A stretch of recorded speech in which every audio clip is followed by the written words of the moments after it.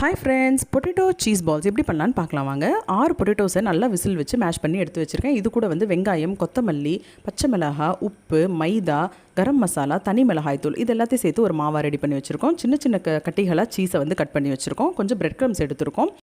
3 spoon மைதா மாவும் 1/2 tumbler தண்ணியும் சேர்த்து ஒரு ஸ்லரி ஒன்று ரெடி பண்ணி வச்சுருக்கோம். இப்போ இந்த மாவுக்குள்ளே நம்ம ஸ்டஃப் பண்ண வேண்டிய சீஸை வச்சுட்டு அந்த ஸ்லரியில் டிப் பண்ணி எடுத்து இதில் வந்து பெரட்டி எடுத்துக்கணும். பிரெட் க்ரம்ஸில் பெரட்டி எடுத்து கொஞ்சம் நேரம் அப்படியே வச்சுட்டு நம்ம எண்ணெயில் பொரிச்சு எடுக்க போகிறோங்க. இதுதான் இதோட ப்ரொசீஜர்.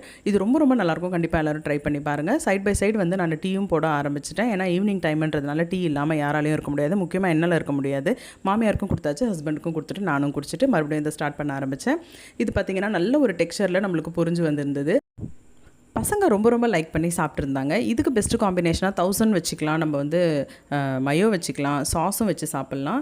நம்ம வீட்டில் வந்து மயோவையும் சாஸையும் மிக்ஸ் பண்ணி பசங்க சாப்பிட்டாங்க. ரொம்ப ரொம்ப நல்லா இருந்தது. இந்த வீடியோ உங்களுக்கு பிடிச்சிருந்துச்சுன்னா லைக் பண்ணுங்கள்.